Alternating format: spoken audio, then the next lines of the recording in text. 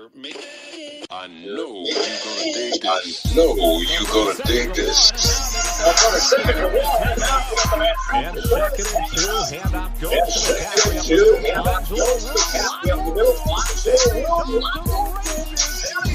Welcome to the In the Zone Sports Radio Network.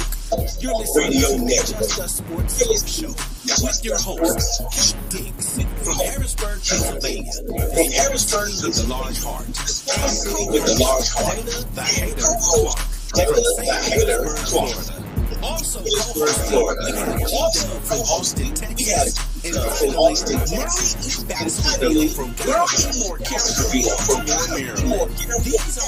Maryland. These are your hosts, bringing you the ultimate sports news for the ultimate sports fan. Be sure to download the Try 99 device and subscribe to In the Zone Sports Television. The cost is $4.95 for your support. Sit back and prepare to get another episode of the Just Us Yo, what up, everybody? How y'all doing out there? So nice. I want to play it twice, but it ain't gonna happen. Hey, man, look here, Dana. We got you out there. Yes, sir. All right. We can get G-Dub in a few, I guess. Hey, happy MLK Day to you. You know, if you had the day off, hopefully, you know, you want to thank MLK for it. And I just want to say that he said he had a dream, and because of him having a dream is why I'm living out my dream to do what I do in the sports world. Without him, maybe I don't be where I'm at right now. You know what I'm saying? So I want to thank him for sacrificing everything he did for us in the 60s for us to be where we are in the 2020s now, over 50 something years of what he's done for us.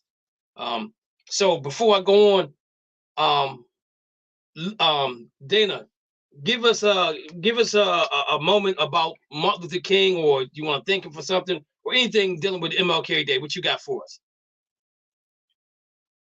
Oh man, I just thank you for the sacrifice that he made. I know that we was striving for today, but he spoke up for people of color, black people. There's on everybody else, but most people really like to make sure that we get our just due. And that was a hard road, especially with all the protests and everything. So I just want to thank you for making that sacrifice for us to try to live comfortable in this society today, in this world. And we still have to work with him, but he paved the way. He's one of the ones that paved the way for us to really have, this civil in this country. I just want to thank you, Dr. King. Mo, what you got for us? I got two different things. First of all, funny story. One of the guys I used to work with 3 years ago, it was like a Sunday night, and he texts me, and he's just like, why are we off tomorrow? I was just like, it's MLK Day, man.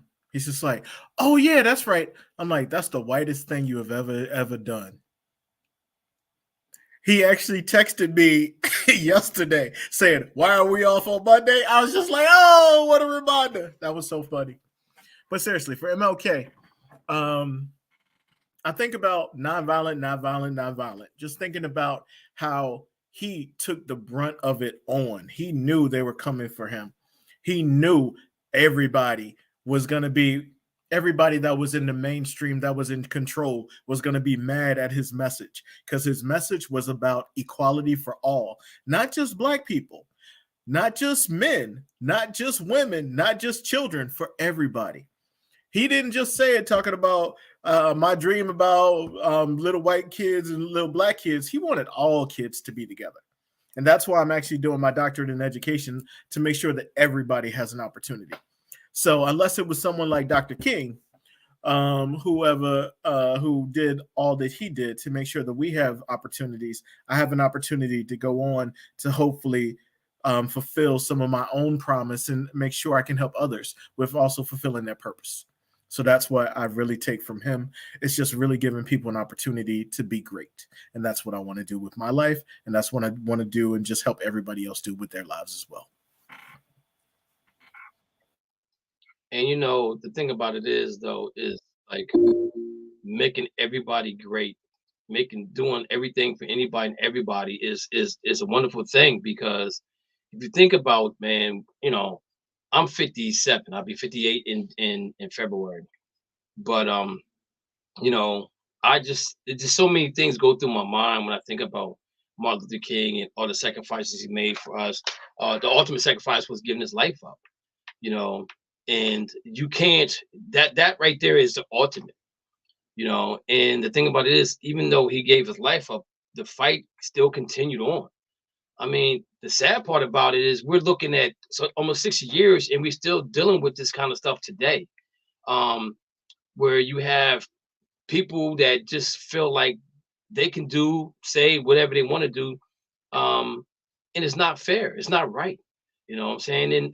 And so United States, we have to take the lead and show other countries how we should be acting towards each other. And we don't. It's sad that we don't take that lead, because we have more opportunities in the United States of America than any other country in the world. We have freedom of speech. You get to carry guns, even though some people that ain't supposed to have a gun got a gun. You know what I'm saying? So I just want to thank him, man, for being the person he was. And just think about this, though. The church that he was in kicked him out because of how he preached. Just think, if they let him preach there, he might not have been the person that he was. So God had a plan for him, and he had a good plan for him. And we just want to let his family know that we appreciate everything he did for us, in this country of United States of America. So that's enough of that stuff right there. Let's get down to the nitty gritty. So we had some games yesterday, and we had some good games yesterday. I mean, some great games yesterday. And we're gonna start off with talking about the Miami Dolphins. We had somebody on the line and we just lost them. I wish that if you, whoever you were that called in, please call back in so we can get you back on the line, so you can say what you have to say. I apologize for that. I didn't see you on the line. But anyway, Dana, we're gonna start with you, brother. I'm gonna say this to you. I was wrong about the Miami Dolphins all season long. I was wrong at the beginning of the season. I was wrong. And they're only a quarterback away from being a great team. You had a third-string quarterback that kept you in the game. You had a defense that kept you in the game. If I'm whoever, I don't know, Buffalo plays Cincinnati, I think, next up.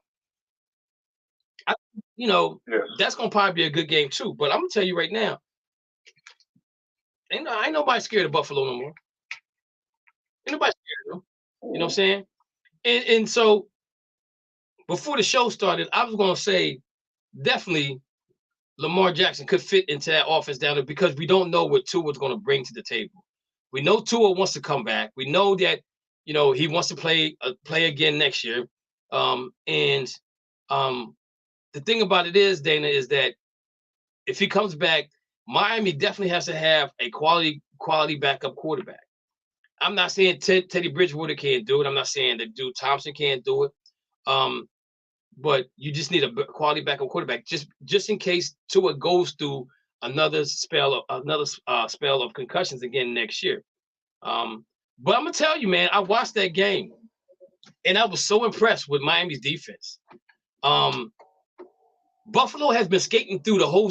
They've been skating through the whole season. And if you guys remember, a couple shows ago, I kept saying Buffalo's going through the motions. They're going through the motions. They're going through the motions. They're going through the motions. And by them going through the motions, it's kind of hurting them right now. Wait, real quick, Dana. We got somebody from area code 512, last 43528. Who's that? And who's calling in, and where you calling from? G-Dub. Okay, G-Dub. And then we got Lou Tenero down there at the bottom. Lou, what's going on? Okay, it's Tenor though, not Tenero. I'm sorry. I'm just gonna call you Lou. I ain't gonna mess with your last name. You're Italian, okay. Yeah. Okay. So we actually, everybody except for me and Mo got a team that was that's in the playoffs. Right now. None of my team's in. Mo's team's not in. Dana's team was in. Dallas Cowboy. Wait a minute. Dallas Cowboys. Dana's team is out. Dana's team was in. No, I'm saying Dana's team is out. But I'm saying who made.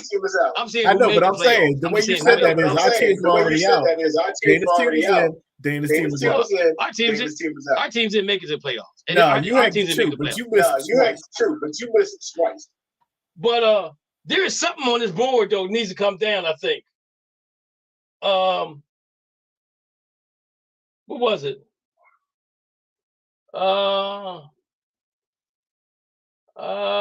It is. There's one that needs to be framed. Jacksonville was no. No, so everything up there. Everything up there is good. Everything's up there good. So we're gonna make some more predictions. We're gonna make some more predictions after this. But getting back to guys, we were talking about the Miami Dolphins and how they had an opportunity to win the game. And then now Dana, when they said to the coach, he said they called down, said we got first down. When he went to look at it, he said no, it wasn't the first down, it was the fourth down. That play kind of messed everything up. And we're gonna talk about the referees a little bit more as we go on. So Dana, tell me how the ref told him. I watched the interview today. He said the refs told him he had the first down. The one interview today, he said he heard from the booth upstairs that they got a first down, so he's looking at his play sheet. And then when he came back, looked back and said it wasn't a first down, it was a fourth down. But I think if you, I watched the game, I thought it was a first down myself. I don't see how they didn't call that a first down. Right. But Dana, let me ask you a question. Even though the Miami Dolphins lost, what's your feelings about the team going forward next year? I'm proud of my team, man.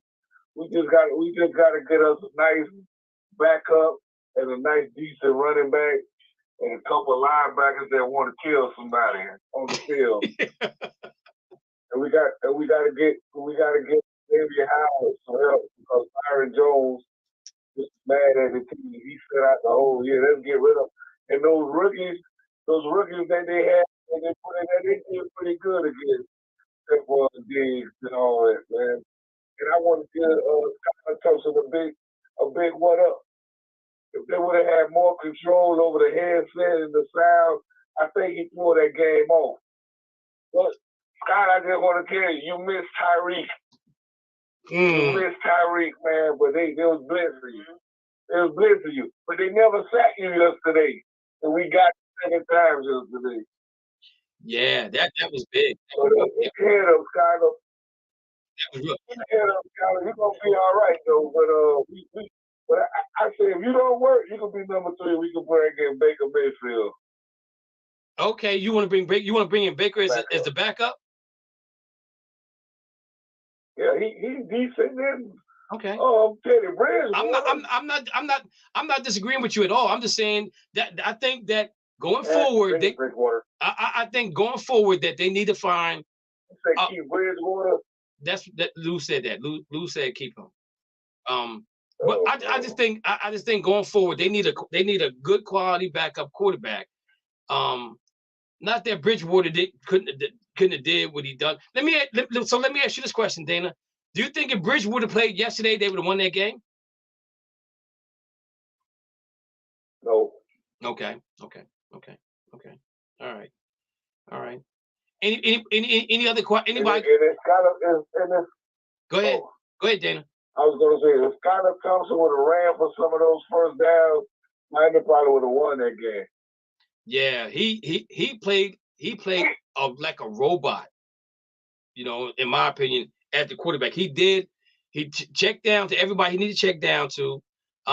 He couple throws were guys were sparring on him, he threw an interception, but overall I think he did a good job. I think like you said, think about Baker Mayfield coming there and playing for them. And if that's the that could be a possibility.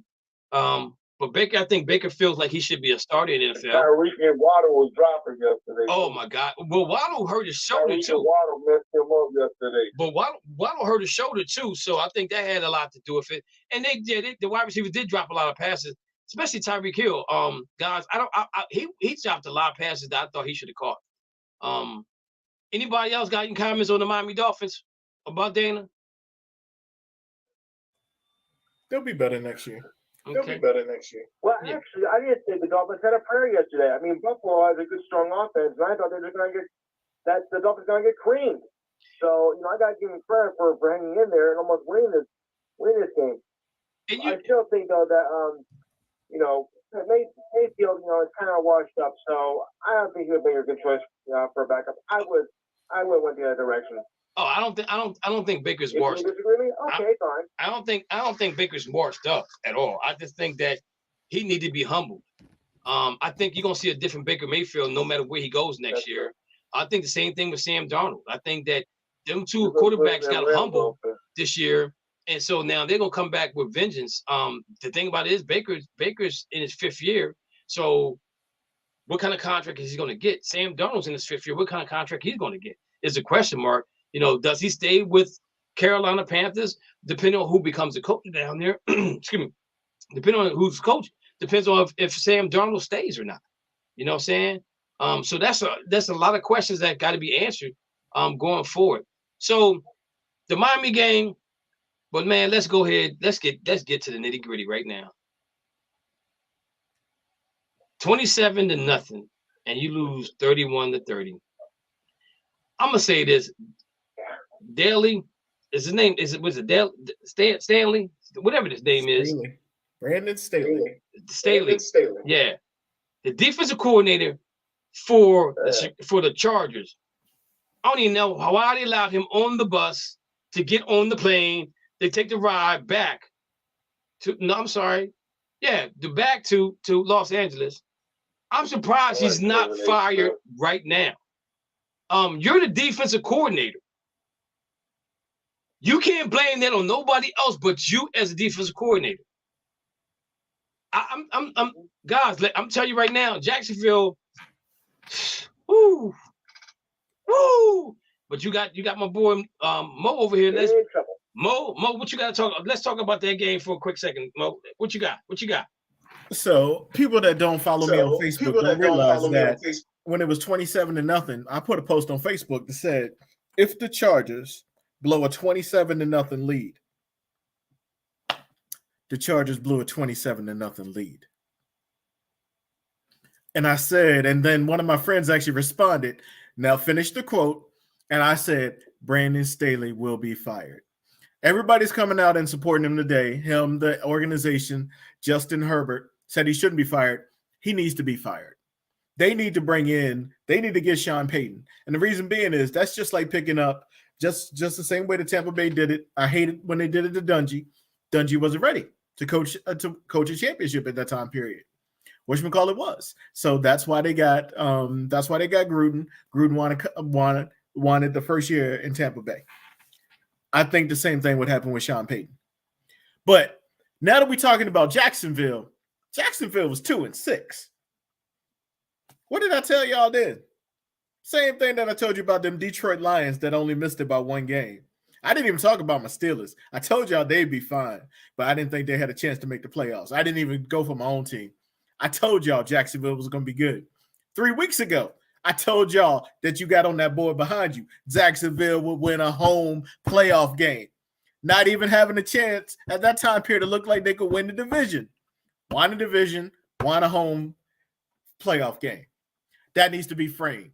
Take it off the board and frame that. Or send it back to me. You should have put dates on it because I want to put dates on it because I want to put dates on it going forward so Dana can be like, every time I said the Lakers going to win the championship, like Dana, we just put extra years on that. We ain't got to change that. Did you just say that every year? It ain't going to happen. Say that every year. It ain't going to happen. But I love Duval because of my boy Kevin Austin. Played at Notre Dame. He's now on the practice squad. He ain't playing because they got big wide receivers. But at the same time, I look for my dude that's doing something. So shout out to my boy Kevin and get another check next week because Duval won one more game. Oh, and we also know they're going to Kansas City. You know that Doug Peterson knows Andy Reid really well because he used to be under him. I ain't going as far as saying they're going to win that game, but I bet you they make it interesting. And if they win, I ain't call it. I ain't going to lie. I ain't call it. Dana said Jacksonville by 7. Let me write that down. Where my sticky notes at, man? Where my sticky notes? He said Jacksonville by 7. They're gonna be this year's Bengals. Jacksonville by 7 over the Chiefs. And the Giants by 10. We ain't even get to them yet, Dana. Give us a minute.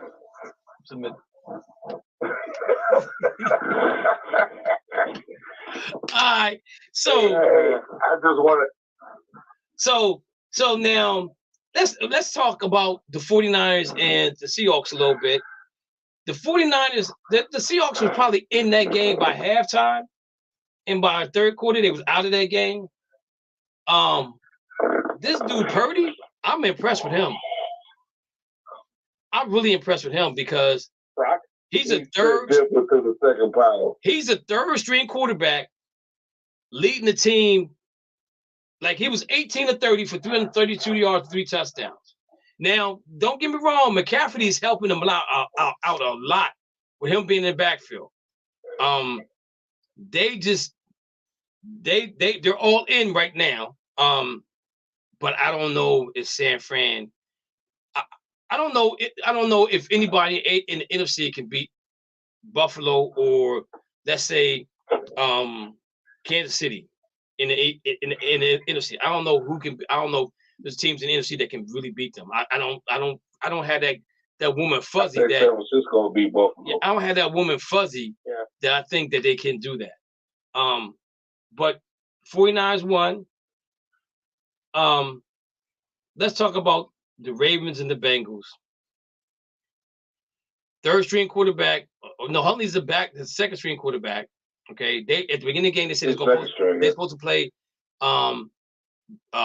Brown and Huntley.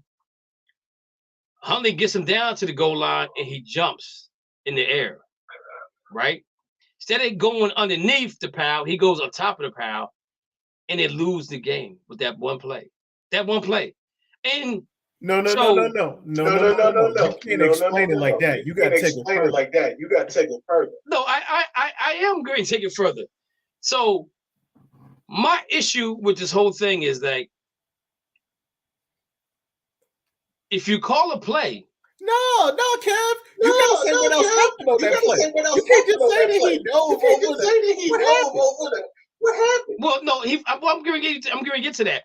But my thing is, how do you get confused with jumping over? You're not even at the 1 yard line. You're at the 2 yard line. How do you jump as a quarterback in the air? I can see if you're a running back, but you're a quarterback. He watched Jacksonville's game. It's 2 yards away. He's 2 yards away. So that to me that makes sense. I'm like, what is he doing? He watched Jacksonville's game. And so in return, everybody, the ball gets popped out. The dude runs 98 yards, scores a touchdown. That pretty much seals the fate for the Ravens. But it was a good game. Ravens still had opportunities at the end to win this game, guys. Any comments about the Baltimore Ravens in the Bengals game? I know TJ Dobbins was mad because he should have got the ball. He's playing really good. He's playing really good. He should have got the ball. Any comments on that one, guys? Baltimore Fire Harbaugh? Yeah, I think it's about time. Y'all think Harbaugh should get fired? Yeah, he should. But capital F. He's lost 5 out of the last 60 times. They're not gonna fire him for some reason or another. He should be on the hot seat, but now I'm gonna say this. He probably I don't think he's going to get fired. I think he's allowed. I think he's going to be allowed to stay there as long as he wants to be there. He got two Super Bowl. He got one Super Bowl underneath his belt. Okay, because Belichick got the other Super Bowl, but he's been competitive every year. Now the question mark, guys, going with the Baltimore Ravens is what are they going to do with Lamar Jackson? So now what I'm hearing is that they want him back. The players want him back. And I'm gonna say this: if he don't get his money and they franchise him, he ain't the only ones leaving Baltimore. I'm telling you right now, there's gonna be players gonna jump ship faster than you can shake a stick at, because you got players already advertising for him to get paid now. The one dude said, get your money so we can retire at Baltimore together. He's not the only one that's talking out. You know what I'm saying? So Bichetti's gonna have to come. He's gonna have to pay that money regardless if he wants to or not. He's been an MVP. He was with the MVP at 19 years old. You know what I'm saying? He's gotten better every year. The problem there is that they don't have no wide receivers. DeAndre Hopkins, we're calling your name. DeAndre, we're calling your name. Baltimore Ravens need you. You find a way to get to Baltimore. I guarantee you they're gonna sign Lamar. They're not gonna franchise him no more. They're gonna give him his money, and y'all gonna go out and do your thing. Y'all gonna do your thing. But again, with a second string quarterback, they lose. And they lose in a fashion that if Lamar plays, they probably win.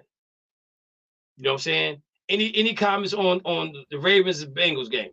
How did you feel about that when the other guy from Baltimore said if Lamar plays, we win? Yeah. Well, I'm gonna say this, Mo. I think he's right. He's 100% right.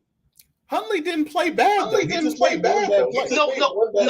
No, he didn't play bad. But I think that with Huntley, there's some plays that they don't put into the playbook because they know that he can't play. He doesn't play at the caliber that Lamar plays. True, but if you're Huntley, how do you play with that player going forward? I think Huntley got to look himself in the mirror and say, "Yo, I'm the reason why we lost." Harbaugh's the reason they lost. Well, that play was the reason why they lost. But at the same token, I think that Huntley knows his weaknesses and he knows his strong points. His coach should know it too, and shouldn't put him in that situation. But I think Huntley should have ran more yesterday too. I think he should have ran because he can run a little bit more. I think he runs more. I think that helps him out. And the reason why I'm saying that, look at the game plan with the Giants, who we ain't got to yet. Look at the game plan with them. You know what I'm saying? So I think sometimes you got to switch things up from being the norm to the abnorm to win games. It's not even that. You play to your players. He didn't play to his players' strength. And I totally agree with you on that. I totally agree with you on that. But I don't think Harbaugh, I think his job's safe. Any other comments, guys, on the Ravens and Bengals? Purple Tuesday. Yeah, what about the blocking the back on that fumble recovery? Yeah. Well, let me say this. I think it's almost a block in the back. You talking about the one on Edwards? You talking about Edwards, right? When Edwards was trying to tackle him. Andrews or Gus? Gus Edwards. No, Andrews, the tight end. He was trying to tackle him. That was a block in the back. I think he was falling. I think he was losing his balance before he even. He was in front of Andrews. Yeah. Okay. I Andrews mean, was running that thing, man. Tomato. So let's get down to the nitty-gritty again. Dana. Yes, sir. I know I put it up on this board. I don't know where it's at. It must have fell down. But I said that Minnesota Vikings was one and done. It must have fell down. I know I put that up on the board. I know I did. Yeah, you've been hating on Cousins all season. Well, did it? That's a big shock. Well, I'm telling you, the end result showed it. And it's not just Kirk Cousins, it's the whole Minnesota Vikings team. They're 30th in defense. Man, do you know everybody wanted to play Minnesota? Everybody in the NFC wanted to play Minnesota because they're like their defense is not that good. Offense, they got some things going on offense. You got Justin Jefferson, who's the bad man. But Dana, how do you throw? It's 4th and 8, and you throw on the pass at tight end, thinking that the tight end is going to break away from his defender, and he talking about he didn't feel comfortable throwing it to Jefferson. I'm gonna tell you why he didn't feel comfortable throwing it to Jefferson, because Kirk Cousins don't take chances with football. That's why his numbers are always so good. Right. If you think about it, when he was in Washington, he had wide receivers that catch the ball and run. I guarantee you, if you look at all the wide receivers that play with him, their yak yards after the catch is what he benefits from. He benefits from the yak. Now he don't throw the deep ball. I mean, he can throw the deep ball, but he's a robot, and that's why he checked down to the tight end. And he talking about he felt uncomfortable throwing the ball. It's 4th and 8. What else could have happened to him, Dana? Interception or pass interference? Yeah. You know what I'm saying? Y'all guys, anything? You gotta get tough. What y'all got? With anything? I'm telling you right now, Giants is coming. I don't know. But they always lie. I feel like Michael Irvin. They always lie to they guard Justus Jefferson 1-on-1, and that safety was over the top the whole game. And you saw it against the Packers too. They always had the 50 on time. He was bragging that he held that man down. You had safety help. Well, Dana, he did. You didn't do that on your own. Then he did have some safety help, but then a lot of times with 1-on-1, he was in Jefferson's chest. He was in his chest, man. You gotta give that guy credit. He played an excellent game. Green Bay Packers defensive back. He said, "Yo, this is a different game," and it was a different game. What they showed on the NFL yesterday? You saw that safety roaming around, and Michael Irvin was going on. I was watching that. I was like, "Yeah, you're right. They giving some of these cornerbacks too much credit. You got guarding him off the line. No, because he take off." Well, Dana, I'm gonna say this. He's not that good, man. I'm gonna say this to you, Dana. They did what they had to do to win the game, and Giants did what they had to do to win the game. Yeah. And that's all that matters. And I kept telling people that the Minnesota Vikings was one and done. They won more games. They won more games by 3 points, 4 points, 5 points than anybody else in the NFL this whole season. You know what I'm saying? So and your defense was ranked 30th this year, or 29th, 30th, right there. They right there together with the Detroit Lions. The defense wasn't that good. Go ahead, Mo. Just saying to Gerald, Tom Brady actually made it on the field, so it's over for the Cowboys.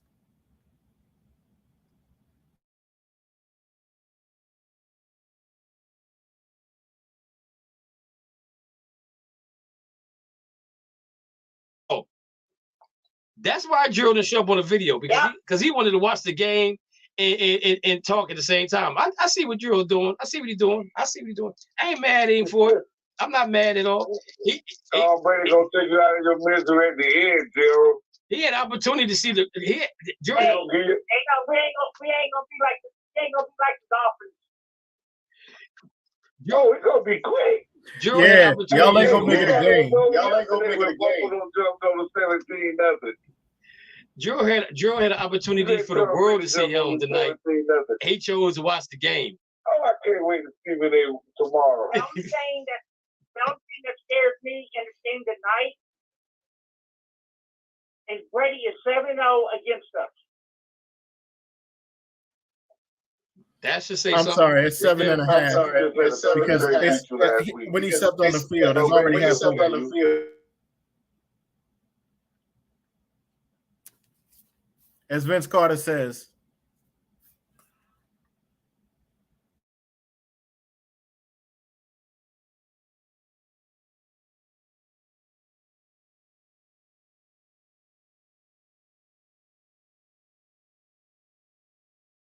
After the game, you see the two conversations with Cowboy fans.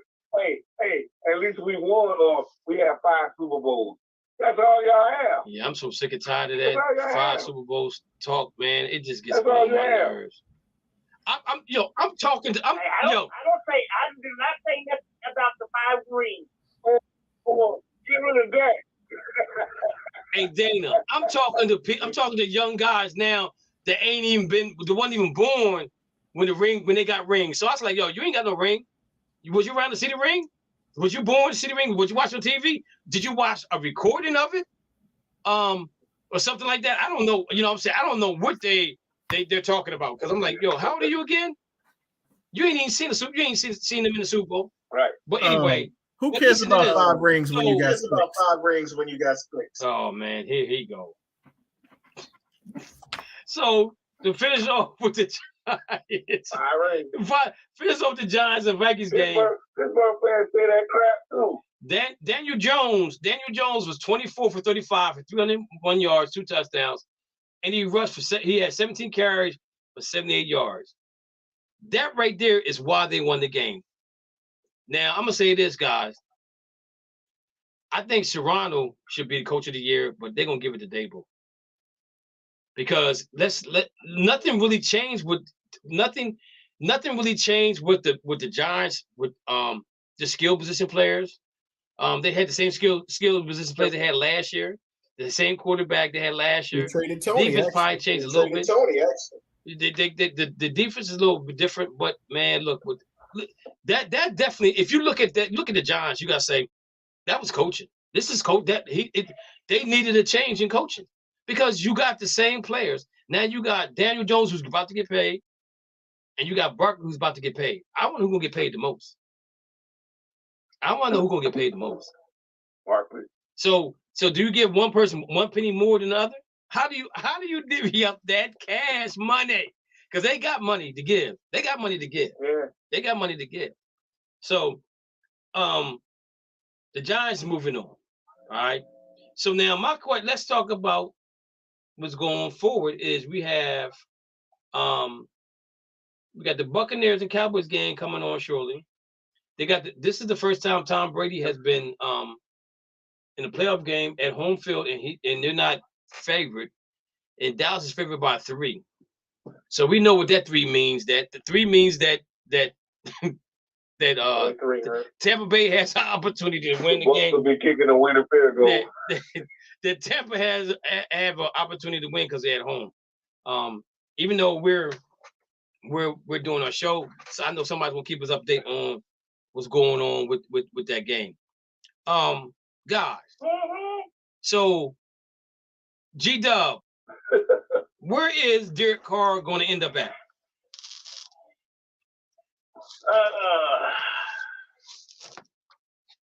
A lot of possibilities, but if I had to pick a team, I would say probably with the Jets. Okay. Lou, where do you think that where you think he's going to end up at? Well, I think your room night would go to the Jets, so I think they'll stick with that. I mean, we can use that because our quarterback situation has been, weak in, of course, recent years. So I'm looking to go against maybe turn this team's fortune around and not be a choke artist.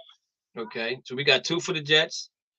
Dana, what do you think where you think Derek Carr going to end up at? Colts.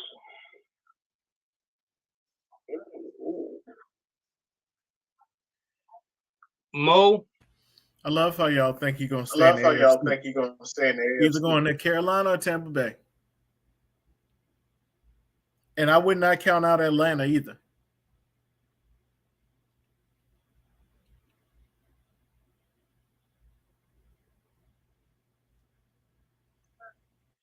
I think he's going to Atlanta. Even though Ridley they have there is not the guy for them. I think they have a good offense that they can surround him around. And I wouldn't be surprised if he goes to Atlanta and a couple players follow him to Atlanta because they didn't like the benching part of it. But I think Atlanta probably would be a good fit for him. For one, He don't have to worry about playing the Raiders again no time soon. I don't think. I don't know what division they play this season coming up. But the Jets to Carolina, I don't know. Carolina is probably a wild card, guys, because we don't know who's coaching Carolina yet. And actually, we don't even know who's coaching the Jets yet. So those two teams are wild card teams. But the coach Carolina's in you guys. Yes, the coach. No, the coach in Carolina both don't have coaches right now. So we don't know which way they're going to go. So I don't know if Derek Carr would be a place for him to go. Now I'm gonna say this though: if either one of those teams draft a quarterback, I think there's a good possibility that Derek Carr goes there. They might end up trading for him because now he's a little long in the tooth, and he can help groom the backup quarterback that they draft in Carolina or at the Colts. But like Mo said, I think Atlanta might be that might be the wild card though. I think that might, because he gets to play indoors. You look at the division. He doesn't have it was in that division. You got Tampa, Atlanta, New Orleans, and who's the fourth team in there? Carolina. Who's the fourth team Atlanta. for that? Carolina, Atlanta, Tampa, New Orleans, and New Orleans, right? Yes, New Orleans. Oh, So he has 8 games indoors, plus he got another game indoors with the Saints. Carolina is not that cold. Tampa's not that cold, so he's going to be. He gets an opportunity to play at least 12 games in decent weather, unless it rains. Okay, so that's why I think Atlanta might be a spot for him. He and Brady could switch. Jimmy G. Brady could switch. And damn, you're right about that. Yeah. Because I just read something that the Raiders are doing the homework on Tom Brady. But let me ask you guys a question though on that situation. Since you brought it up, Mo, does Tom Brady make them better than the Chargers, better than the Chiefs? Remember, if he goes there, it was supposed to be Brady and Gronk were supposed to go to the Raiders instead of going to Tampa Bay, but Gruden kiboshed that deal. So, and Gronk has never retired. He just said he wasn't playing this year. So Gronk could actually still go with him to the Raiders next year. Think about it. You got Gronk, you got you got Devontae Adams, you still got the other tight end too, Darren Waller.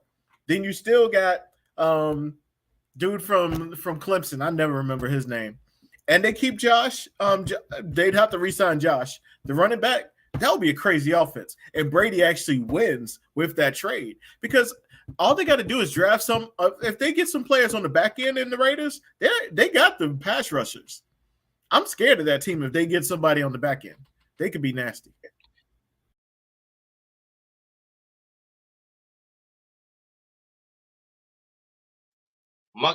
My question again to you is that if he goes there, does that make him better than the Chargers and the Chiefs? Still the defense. Defense has to get better. Defense has to get better. That offense will be stacked. If he and Gronk go. So, and we know that Josh McDaniels is in the Raiders, and that was his offensive coordinator. Yo, that would be crazy mad. That'd be crazy mad. Jimmy G, guys, where y'all think Jimmy G gonna go? Lou, where you think Jimmy G gonna end up at?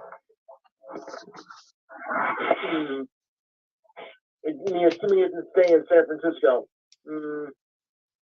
I don't think he's gonna stay in San Francisco, bro. I don't know. Because he signed a 1-year contract. Probably not. Yeah. I don't have a clue right now. Okay. G-Dub, where you think he going? I say he's gonna go to Green Bay. Oh yeah. Well, where's Aaron Rodgers going? Aaron Rodgers may retire. I think so. I don't think Aaron leaving that money on the table. That's too much money to leave on the table. Okay, but you're saying Green Bay. Dana. Where do you think Jimmy G going to end up at? Yes, sir. New England. Because Matt, what's his name? Matt Jones. Matt Jones requested a trade last week. Duval, where do you think he going? It's going to the AFC East. It's either going to be the Jets or the Patriots. One of those two. It's already set in stone. He's already negotiating with both of them, most likely. And the Jets, because of Robert Saleh, he actually played with him in San Francisco. That's a good thought right there. That's a good thought. The Jets. And I think he goes back to the Patriots. I think because Matt Jones requesting the trade right there says to me that he's not comfortable in that system that he's in. Now, I mean, guys, where can Matt Jones go to? Carolina? Where can Matt Jones go to? I mean, because do you guys believe in Matt Jones as a starting quarterback in the NFL if he asks for a trade? Do anybody think that he's that dude? Silence in the room. I don't think so. No. So I'll tell you a place he does fit. Where's that? Baltimore, if they don't resign. Lamar. He is a trend deal for all over. Oh man, I think Lamar gets. I think they take care of Lamar this year. I really do. I hope not. I know you do. I know you hope they don't. But they are. I think they will. Dana, Jimmy G, where you going? Jets. Okay. I say he's going to either going to New England or Miami. So you think he's going to Miami to be a starter or to be the backup? I think he's going to be the backup, and if all else fails with Tua, he'll be the starter. Okay. Dolphins. Let's throw the Dolphins in there. Okay. I think that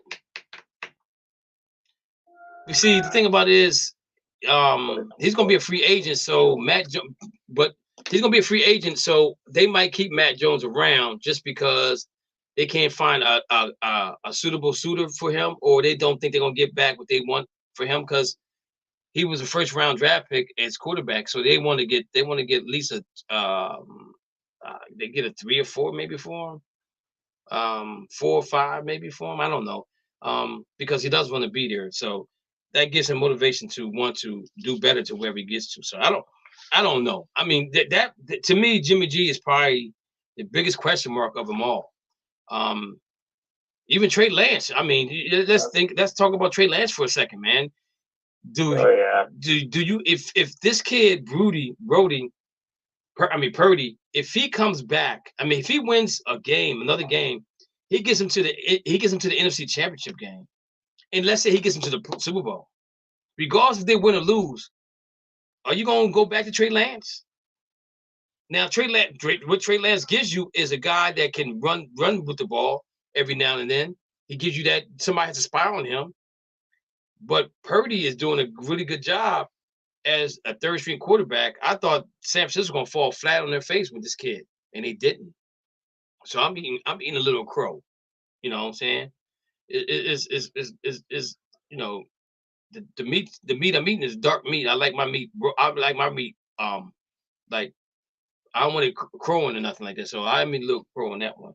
So I think that's gonna be a situation that's gonna be a situation that we'll see develop or not develop with San Francisco. But again, you have a third string quarterback. You have a third string quarterback that has won games, not just because of defense, but because he can throw the ball. And he could be they could look to trade him too if they really believe in Trey Lance. You know what I'm saying? Or they keep him, or if Jimmy leaves, Purdy stays, but he becomes a backup to Trey Lance. So you know you got a guy that knows the offense, that can run the offense very, very well.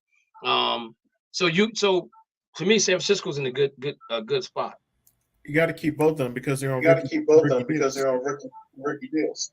Yeah, that's what I'm saying. That's what I'm saying. That's why. Unless you get a first. And that's what I'm saying. I think Jimmy G is out of there. So, you're going to keep Purdy around because of that reason. I mean, because he is that good of a, as a quarterback, Mr. Irrelevant. That's something. They call him Mr. Relevant in San Francisco now.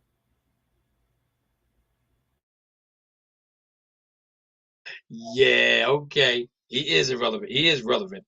Tom Brady. If they lose tonight, Lou, where do you think Tom Brady going? He's going to call it a career. I mean, he's 45 years old, which is about 65 of football years. He's not the same guy he was. I say that if they don't win tonight, and I hope they don't because he's going against my Cowboys, he's done. Okay. Dana, where Tom Brady going? Tom Brady is going in the Fox booth to get that $375 million they have waiting on him. Oh, okay. Okay. G-Dub, where Tom Brady going?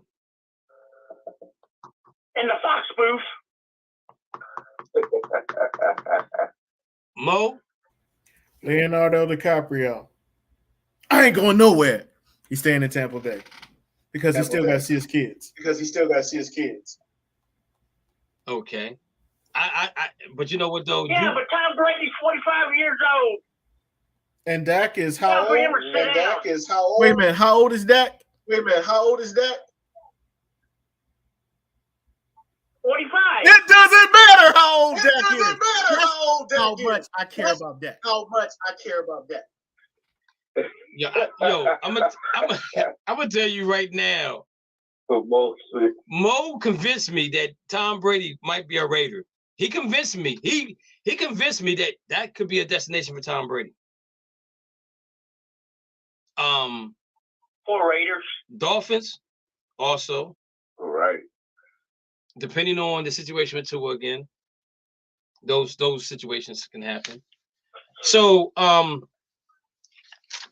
let's look at okay. So let's do our we can do our posting right now that we're gonna put up.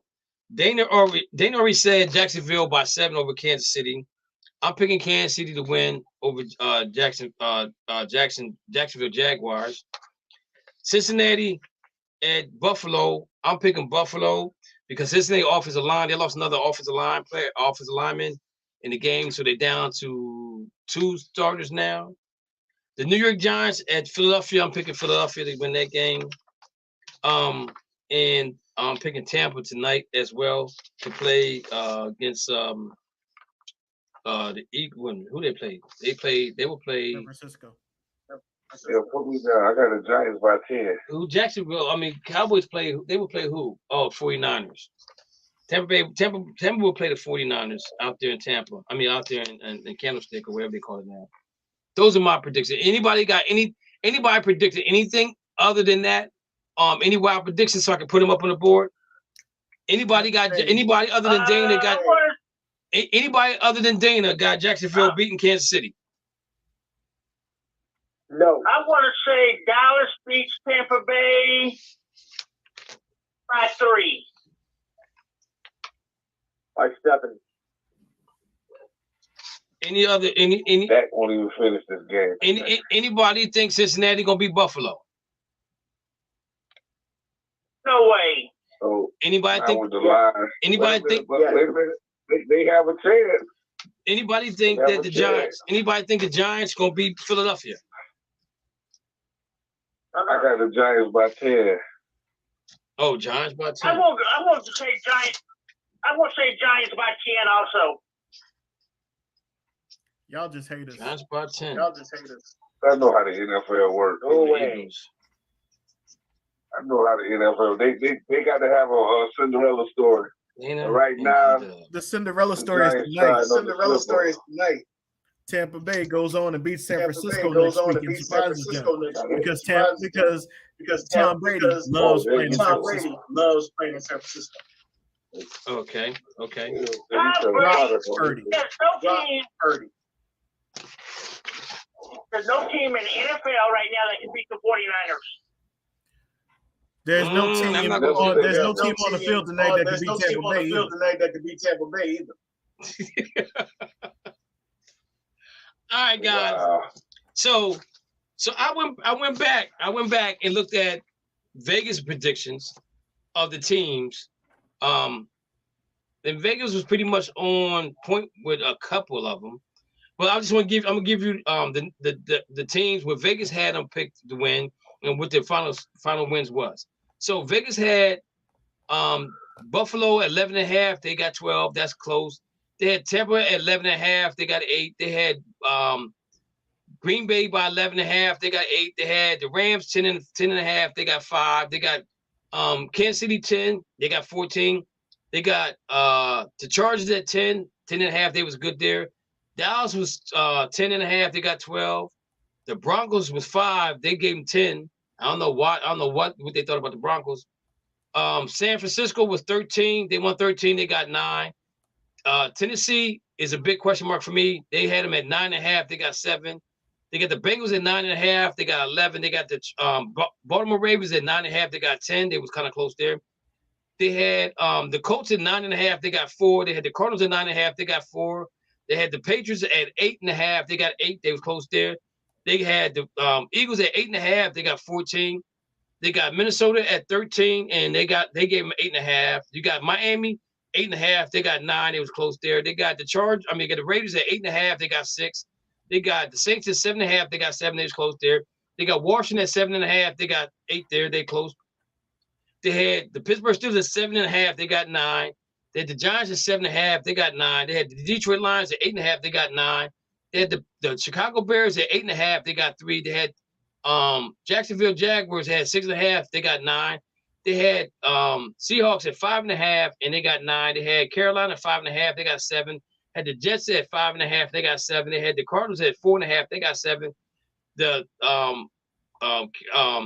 Texans, they had them at 3, they got 4.5. They didn't have anything for the Rams, and the Rams got 7. I mean, the Browns, they got 7. So Vegas is pretty much, they were probably 500 when their betting went off.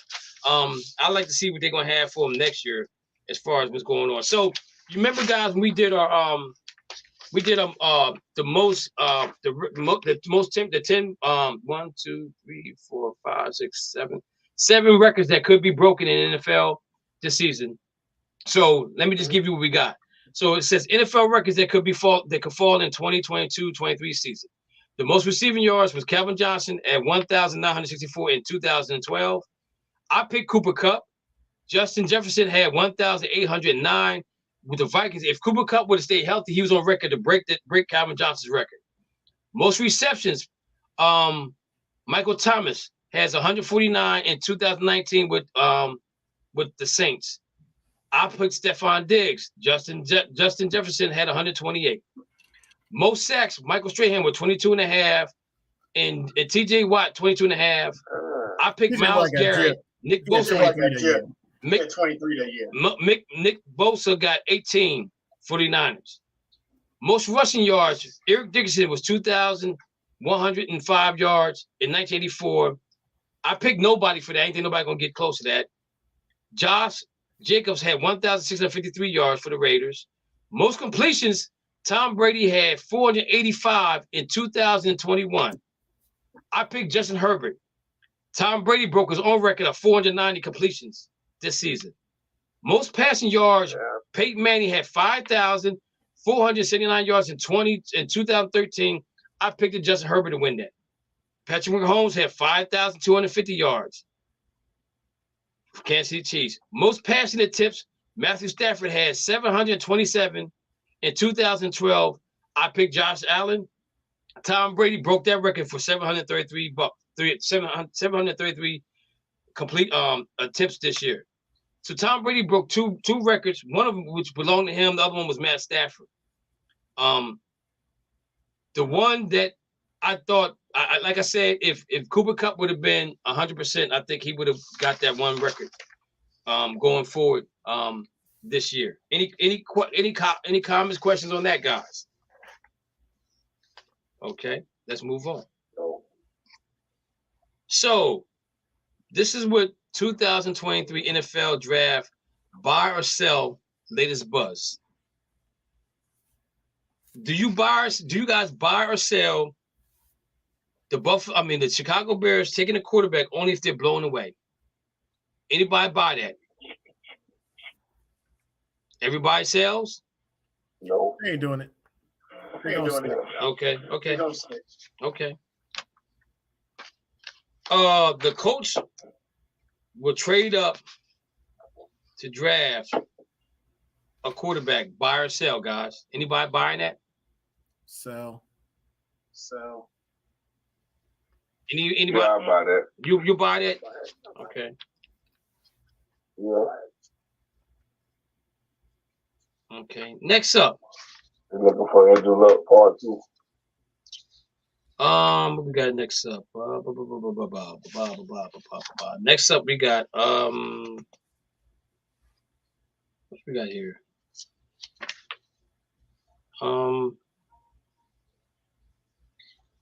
There will be more underclassmen getting drafted in the first round than guys that play 4 years in college. Buy or sell that? Buy. I'm gonna buy that too. Yeah, I'm buying it. I'm gonna buy that too. Yeah, I buy it. Yeah, I want to buy that too.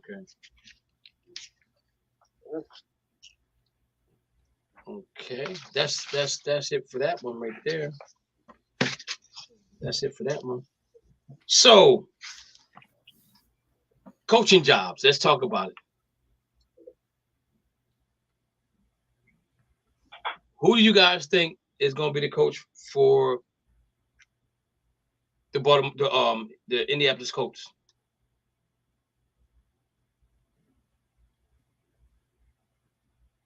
Everybody don't speak at once. Nico Ryan.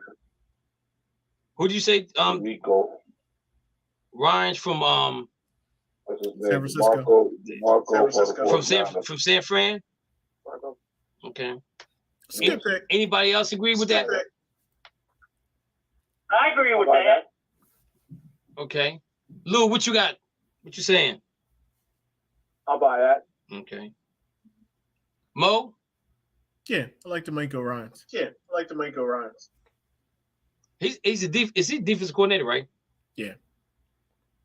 Okay. Good. I think that Eric Bieniemy. I think he gets his job. I think he finally gets a job. I think he finally gets a job. Not this year. I think he gets that job. The Texans. Nobody won that job. Well, I didn't. No.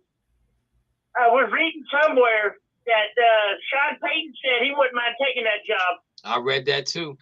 So did I.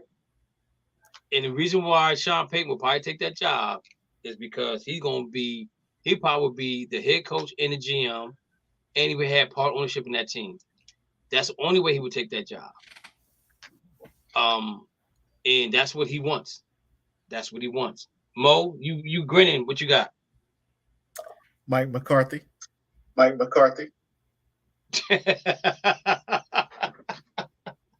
Yeah, right. Hey, I went. Brady go get him his pink slip tonight, huh?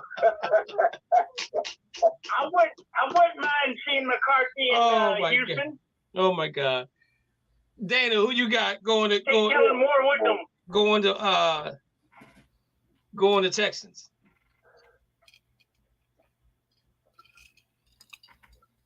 I think Kellen Moore get that one. You said Kellen Moore? Yeah. Okay. The Broncos.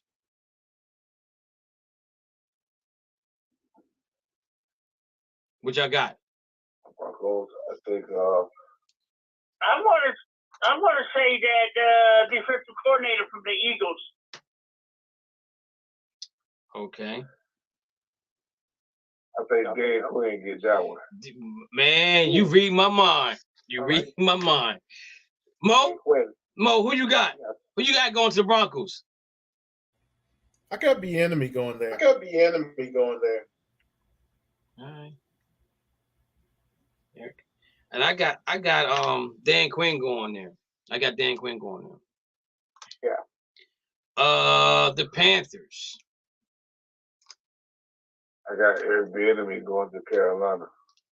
Okay. Lou, who you got going there? Okay, I'll agree with Ben. Okay. Mo, D-Dub, who you got?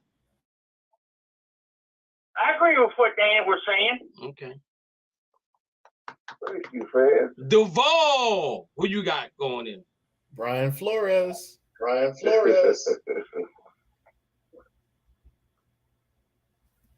forgot about Brian Flores. I didn't. The Carolina owners came from the Steelers. But I don't think he goes. I don't think he go. I think Airbnb they want offense. The Cardinals. I'm gonna go first on this one. Okay, Brian Flores. I'm saying Brian Flores goes to the Cardinals because Pittsburgh I think West. Pittsburgh West. Okay. I think they need to have that defense better because you got San Francisco out there, you got Seattle who's playing really good football offensively. The Rams I think gonna be better than they were this year offensively. I think that the offense is not going. I mean, because of the offensive line and all the injuries they got, they definitely gonna be better. So I think they need to look at a defensive coordinator to be the head coach to get that defense up and running because I think the offense is already there.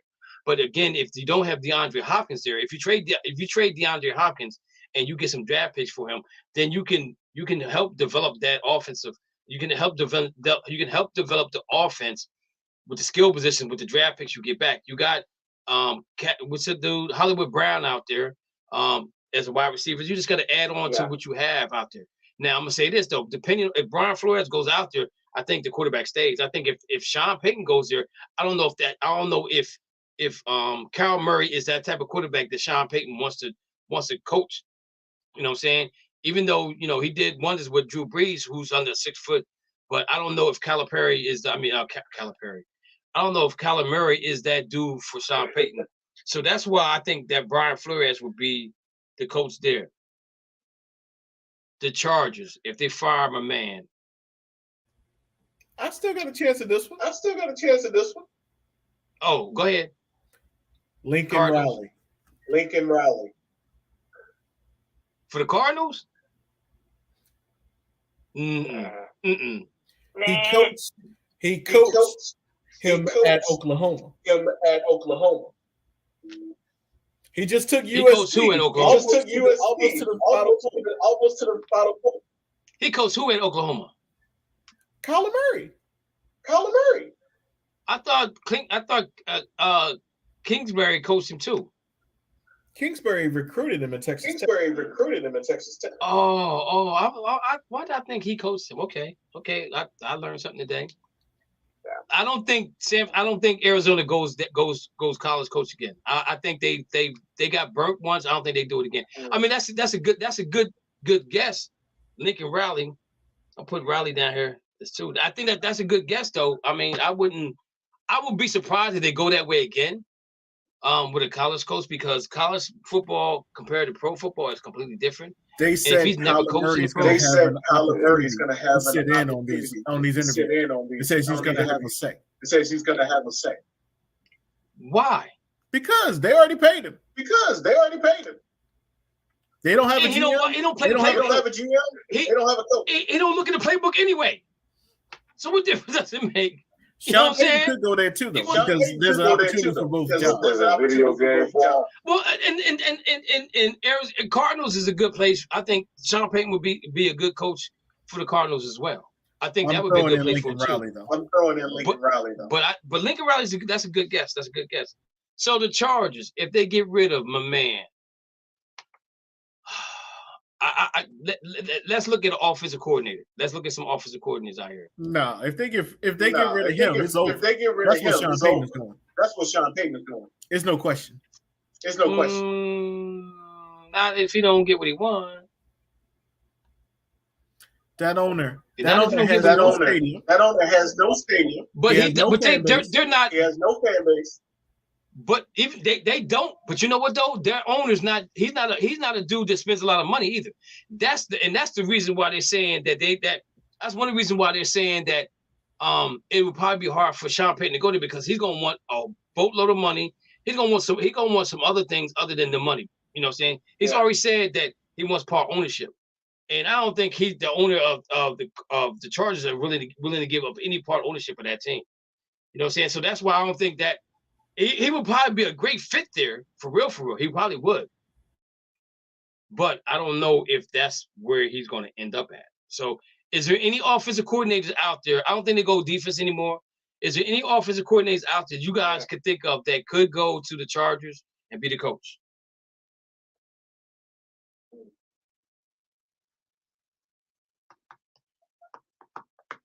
Anybody. Dorsey probably.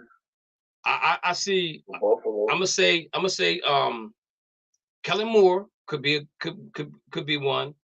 Okay. The offensive coordinator for the Minnesota Vikings, I can't think of his name right now. He could be the other one that they interview. And I'm gonna say this too. I wouldn't be surprised if Leslie Frazier gets a phone call from somebody. You know what I'm saying? I wouldn't be surprised at that either. I would not totally be surprised. I want to see Jim Caldwell back. I want to see Jim Caldwell back in the NFL. Well, he did interview for interview for one of the jobs. I don't know which one it was. I know he did interview. I know he did interview for somebody. What time we got? 8:11. We're working it. Yeah. So, okay, guys. So watching the games yesterday, NFL comes out and says that the officials got to do better. They got to do better to be better. Yes, they do. And we all know why they got to do better to be better. It's because now Vegas is involved in shenanigans that goes on in the NFL. Vegas already called them out on the Seattle game, when they played the Rams, where they had to run into the kicker, which he was pushed into the punter. Run into the punter, which was pushed in there. Then you had the taunting penalty, where he taunted the team on the sidelines, which they're saying that's a judgmental call. There's two calls they missed right there in the Rams game, which kind of turned that game around for Seattle to win, right? Because Seattle loses, then the Lions gets in. You know what I'm saying? And the Lions were the one that would have to play the 49ers yesterday. And I think that would have been a good game because they don't play each other. I think you'd have seen a lot of scoring going on. You've seen Goff do it'd have been interesting because Goff came from the NFC West. So he knows the 49ers pretty much well. I don't think he's ever beat the 49ers. But that would have made a good story to tell if they could have got there. But then we watched the game yesterday in the Minnesota game. Lineman for the Giants jumps, he moves, and they don't call a flag on that one. Yeah. We look at the Buffalo Bill game. Should have. There were calls in the Buffalo Bill game that should have been called that didn't get called.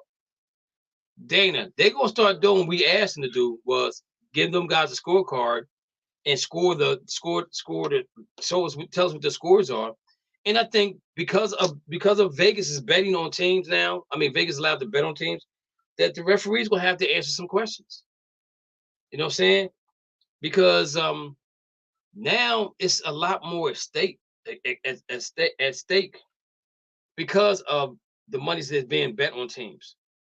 You know, somebody betted $4 million on the Vikings, I think it was, or the Chargers. One of them teams they bet $4 million on, and they lost. Mo, go ahead.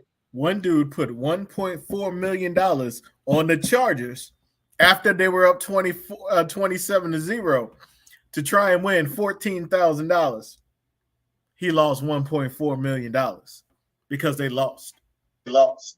Yeah, okay, that's what it was. But you guys, we all watch football, and we all watch plays that are questionable. And I'm gonna be totally honest with you guys. With the Rams winning the Super Bowl last year, I watched some plays that were questionable plays during the playoffs, before the playoffs. Even the one where they got to Super Bowl against the Patriots, and they had that clearly a pass interference on the Rams against the Saints, and they didn't call it. So now that Vegas is involved, the NFL got to start answering some questions. So what do you got? How do give me your thoughts, or give me your remedy on how can you fix it that the referees make the right call? Or do you think that the NFL should allow them to make more use a red flag more often than what they're doing now? Do you think they implement another program where they can say, okay, you're not gonna lose, you won't lose a timeout if you get the call wrong this time, but if you do it the second time, you lose a timeout. What are you guys' thoughts on that? I'm gonna go with G Dub first. How do you think the NFL is gonna approach this, the bad calling NFL of the referees, and how do you think they can fix it? I don't think it's broke. I just think it need to be retweaked. How do you think they can do it? What's your idea on that, G Dub? I like your idea, Kev. What's that? Give them scorecards. I think they get scorecards now, but they just don't tell us what they score. I think they should be interviewed at the end of the game, but they don't get interviewed. Yeah. But I think because go ahead. I like that. I like that idea. Okay. Lou, what's your thoughts? I like your idea too. I think that's the best way. Yeah, I agree with you and Gerald. All right, Mo, talk to me. I want them all fired. Okay, I'm joking. There's some good referees out there. There's some good umpires out there. They get scorecards because that's how they choose who actually refs playoff games and also the Super Bowl. But at the same time, there has to be accountability. Somebody makes a horrendous call. There should be an alternate ref that a team could actually choose to actually say, yo, you need to be sit out. Because they usually have one that's an alternate, but that's usually the person that's doing the reviews. I think it's time to pull refs. You see players get pulled, let's pull some refs if they make a bad call.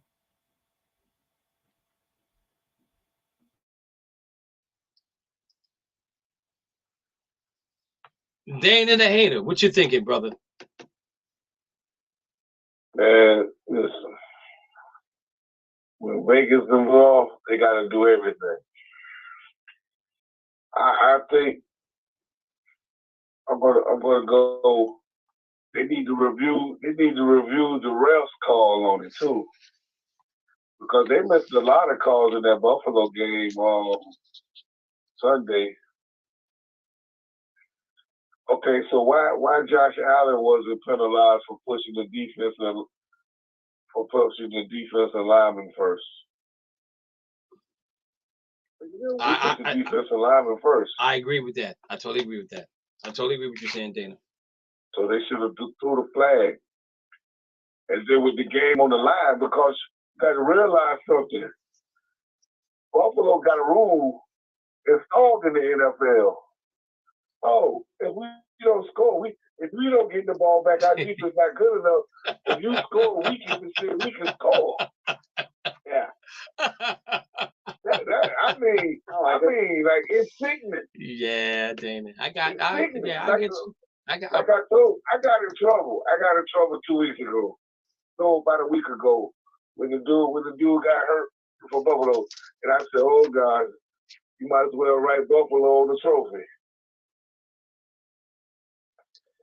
Yeah. When he got hurt, I'm like, I'm like this. That only happens in the bubble in the NBA. You should have played that game. You should have pushed the playoffs back. But you so money hungry, you got to push it forward.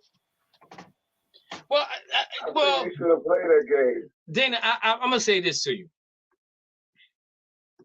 I didn't see the play, right? Because I was out, and I told a friend of mine, I said, turn to the game. Turn to the game. It says delay. I was like, okay, is it delay because of weather? What is delay for? Because it didn't say what the delay was for. So I look at my phone. It's like, yo, the game. The length of the game. The game. I said the game's delayed due to the injury on the field. I'm like, well, what is going on? So when I get back to the house, I go on my computer. I'm looking. I'm like, oh man, this is crazy. I said, this don't even make any sense. I was like, but I'm gonna say to you, Dan, I think when you see something like that happen in live, in no Memorex, but live in color, it does something to you. I'm not saying they couldn't have went and played the game at another time, but did you watch how Week 17 was played? Do you watch how guys that got tackled, they tackled them the correct way? Shoulders, they with the shoulders and the helmets was up. They all so to me, the NFL players know how to tackle. They just don't want to tackle. But now that they saw this situation happen, they're going to do everything the correct way now because they don't want to be the next person to have that situation that happened to them with Hamlin. So now I know they know how to tackle. They just don't want to tackle. You know what I'm saying? They'd rather sling you to the ground than tackle you the correct way. But last weekend, I mean, week 17, we saw them guys tackle the correct way. You know what I'm saying? So I'm okay that they didn't play the game. Now the Bengals are a little upset because if they get to see each other, they got to play in a mutual stadium, which they're saying might be in Atlanta, which they playing in the dome, so it's gonna be equal. It's gonna be good. It's gonna be just good for both teams. They ain't got to worry about the cold weather at all. So I think that. I thought they said they're playing in Buffalo next week. No. If Cincinnati plays, was it Cincinnati in Buffalo? I thought they said, well, maybe they play Sunday. Yeah, but wait a minute. Let me look at something because I thought that they're playing in Buffalo. I thought I read what you were talking about. That if they played again, it would be at a neutral field. But it was supposed to be Kansas City. But maybe no. They said it was going to be in Atlanta. Right. They said the Chiefs. I thought that messed me up because they said on ESPN if the Chiefs and Bills meet, it'll be at a neutral site. Okay. You're right. Okay, you're right on that one. You're right. Okay. And it was supposed to be a coin toss. It was supposed to be Baltimore and Cincinnati. Yeah. So Mo, give me your thoughts on the referee situation. How can it be fixed? Add, subtract, multiply, what? I think the one thing that you have to do is you also have to do the reviews. I think you have to change the review where everything can be reviewed. Yes, you still only get three. But if you can review anything, that's going to make them really start looking at everything on how the refs are actually doing it. So especially, I mean, every call they agree a holding call. But you can get two holding calls per game. You know, speaking of the holding calls, I'm going to tell you what I would love for the NFL to do. I'm going to be honest with you. Yeah. If you're holding a guy and he has no idea, I mean, he is nowhere near the play. He's on the opposite side of the field and you're on this side of the field. You're on the left side, he's on the right side, and the guy on the right side is holding him, and he's not going to be able to make the play anyway. I hate it when they make that call. Because he's not going to make the tackle. He's not going to fumble. He's not going to make it from the ball. He's not even in the territory where the play is being played at. That I wish they would change that. That's one thing I definitely wish they could change. Kev. If the play doesn't affect the player that's being ran right now, why call it? Kev. Then everybody off the ball would hold everything. Well, I'm not saying every play. I'm just saying. Don't be. If you saying that he ain't gonna have a chance, I'm just holding him at the line. He ain't gonna have a chance. But the thing about what I'm saying to you, in the process of the game of the play, if you hold him and he has nothing to do with the play, let that go. I'm not saying, but if it's egregious hold, that's a whole different story. If you just grab the dude and like, no, I'm not letting you go nowhere, that's different. But in the midst of the play, you could be holding, you know what I'm saying? Something like that. I just to me, it just doesn't make any sense. Like the guy, like a punt returner gets the punt, he's at the 50, the dude hits the guy in the back at the 25 after he's already at the 50, and you call clipping. You call pushing the back. That's a stupid He guy. ain't nowhere near the That's a stupid guy for pushing him in the back. Yeah, but it might have been an accident. He might have did it by an accident. He might have just ran into the guy and they called a flag. But it has no bearing on the play. I'm gonna tell you something right now, K. I'm gonna tell you something right now, K. Dix. Some of these football players are stupid. Well, I'm not saying they're not. I'm not gonna say this. Some of us are stupid. Some of us are stupid. I'm just gonna Especially say the ones they're that are not. Cowboy fans. Especially the ones that are Cowboy fans, and we got 2 on the call right now. I'm just gonna say that they don't have some guys don't have football IQ. They can play the game. They just don't have football IQ. Yeah, some people That's what don't I have look football at. IQ. Yeah, but the same thing, like what Dana just said about Josh Allen, he calls the dude, he calls all that riff to happen, right? And they go on sportsmanlike conduct on both guys. No, they're wrong. That should have been on sportsmanlike conduct on Josh Allen because he created all of that. He started that whole mess. There were 2 stupid calls. I'm sorry. Calls. I'm an NC State fan. I'm an NC State fan. Kobe Myers went to NC State. He has the stupidest play ever in the NFL. My dude from Penn State, Marcus Allen, linebacker, was a safety. Onto the other sideline. It gets in their huddle. After they get off the field. Third down. But if they're on the field, dude, they weren't on the field. He went on the other sideline. So he went on the sideline. During the timeout. He went. So the team was on the sideline in a huddle. He went to the huddle. Yes. Yeah. Yeah, that's stupid. Yeah, that's what I'm saying. I have seen it. And we got a 15-yard penalty. We gave them the ball back. It didn't cost us the game. But we got some really stupid NFL players. You got guys that they do stupid plays. Kobe Myers has the stupidest player. We don't even talk about the dude running backwards anymore because of Jacoby Myers. Even when you watch the NBA, some of those guys be standing in a huddle. They like Marcus Smart, that's not gonna work. Yo, well, if we want to talk about, so everybody, let's talk about stupid play. I think one of the stupidest plays I ever seen was when the Miami Dolphins were playing the Dallas Cowboys on Thanksgiving Day, and it was a Larry Allen. And he went down to pick he tried to pick the ball up in the end zone. That's a stupid play. He got 2 of the stupidest plays ever. In the Super Bowl. He could have scored. Both times he put the ball. He tried to put the ball down by the ground. Who was the wide receiver that didn't cross the goal line and spiked the ball? Was it Odell Beckham? No. They did that once before. No, that was Deshaun Jackson. Yeah. Stupid play. He didn't spike it. Stupid play.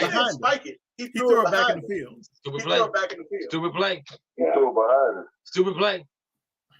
That's happened in college a few times. Let me see. What other stupid play can we think of? Dan Orlovsky. What did he do? Step out of bounds. Step out the back of the end zone. Oh. Who did that this year? Was that Birdie or was that Jimmy G? Dana said it was Jimmy G. Dana, didn't you say Jimmy G? Yeah, I saw it. They showed it today. It must have been like a last season or something. Okay. I'm sorry. Okay. The stupidest thing I ever saw was a basketball player. One rebound. I can't remember who he was. I think he played for the Celtics. He wasn't playing for the Celtics at the time. He was one rebound short. He got the ball. He went to his own basket and threw it at the rim. Tried to get his one rebound to get a triple. Oh, that was Oh, who was that? Oh my God! That wasn't Tony Allen, was it? It wasn't Tony Allen, was it? It wasn't Tony I think it was. I think that was Tony Allen. I don't think it was Tony Allen. I think it was Tony Allen. No, it was another Boston Celtics guy. No, it was another Boston Celtics guy. You sure it wasn't Tony Allen? Yeah, I'm sure. Okay. All right. So we talking about stupid plays and everything like that, ladies and gentlemen. Again, ladies and gentlemen, if you want to check us out from this point on, go to Try 99 TV, download Ricky it to Davis. any Ricky Davis. Who was it? Ricky Davis. Yeah, he played for yeah. He was a former But he had the Celtic. braids. He was a former Celtic. Yeah. Again, if you guys Kev, yes. how about this one? When the Cowboys were playing the Dolphins, and the ball came loose, and everybody told like dummy dude, he goes up and kicks the ball. Yeah, we just said that in the Super Bowl. I mean, in Thanksgiving Day when it snowed. He made me lose my thought real quick. Oh, again, if that's all right. Again, if you want to watch us live on television, go to Try 99 website, download us on any smart device, and watch our shows. So what we're going to be doing going forward, ladies and gentlemen, I didn't get a chance to do it because I just had a show on Friday. But what we're going to do is we're going to give you a little blurb of what we're doing during the days of the week. So the shows that come on Tuesday, they're going to do a little blurb on Monday to let you know what they're going to talk about on Tuesdays on Facebook, so you can come join them on Try 99 TV. So anybody that's on Wednesday, they do a little blurb on Tuesday. Anybody that's on Thursday, do a little blurb on Wednesday. Let you know what they're going to do a live on the Facebook page. Let you know what they're going to talk about on Thursday, so you already got a little tidbit of what we're going to do. Okay, so that's how we're going to run this thing, man. And we want to thank you before you even purchase what you're going to purchase with us, because we're having fun doing what we're doing. So right now we're looking at the Dallas Cowboy game. It's 10 minutes and 7 seconds in the first quarter. Dallas has the ball. I guess ball got punted to them. So it looked like the ball's on the between the 1 and the 5, maybe a 54-yard punt. No, it ended up in the end zone. So it's coming out to the 25. Tom Brady's 1 of 4 for 2 yards. Tony Pollard is 1 for 5 on carries, and Mike Evans one reception for 2 yards. This looks like this is going to be a really good defensive game right now. It's not going to be a high-scoring game that everybody think it's going to be, because there's a lot of pressure on the Cowboys to win. A lot of pressure on Tampa Bay to win as well. Okay, so guys, let me ask you guys a question. Should teams that are below 500 that win a division, should they host a playoff game? No. Okay, so Dana, tell me why they should not host a playoff game if they win a division. Because you didn't play well enough to really dominate your division. Your division was sorry. I mean, you did just enough just to get in. Is he saying that after what happened with Miami this year? Right now. Wait a minute. Is he really saying that with what happened to Miami?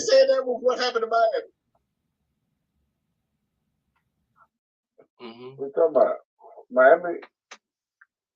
Miami was not a division leader. So y'all barely made the playoffs. Lou, why do you think that? Why do you think that a team that's below 500 shouldn't host a playoff game if they win a division? Why do you think that? Not deserving enough. I mean, again, you did lousy all year, and you expect to get a reward for winning your division? No, you have to earn it. You didn't earn it. So, the stupid system that they came up with on the divisions, you know, that's the fault of the league. They don't deserve it. They don't even deserve to make the playoffs. I mean, we're 7 and 9 or whatever it was. Not worthy of it at all. Sorry. G-Dub. They didn't earn it. Like, you know, there's better teams that's 500 that didn't get home field, that didn't make the playoffs. So okay, you gotta play for it. So you're saying, okay, so you're basically saying that they won a division with a losing record. Do you think they should not make the playoffs? Exactly. Oh, well, now they got to make the playoffs. They got to make the playoffs. Duvall. I said a better record out of the two should be the home team. Duvall, what you got to say, Duvall? Nah, you can't change that. You can't change that at all. And the reason I said that is because the NFL at least got a home game. Tampa Bay is getting a home game because that's the way we do it in the NFL. If you change that, you got to change everything. It's not worth it to change that. They have the division set up for a reason. If you don't like the way if the division does that 5 years in a row, change the division. Simple as that. You don't change that rule because the thing about it is we just saw Jacksonville barely made the playoffs and beat a team that had a better record than them this whole year. It ain't gonna happen tonight though. The Cowboys ain't gonna beat the Tampa Bay. But at the same time, the thing about it is this: you play your division hard. Everybody knows what you do each year. You play them 6 games per year. They know what you do. Those are going to be the hardest games for you. You win your division, you deserve a home field for at least once in the playoffs, even if you get smoked. It ain't going to happen, though. Okay. And I kind of agree with. I kind of agree. Go ahead, G-Dub. You about to say something? Go ahead. Hey, Mo, if the Cowboys beat the Bucks, don't you hide from me. That's right.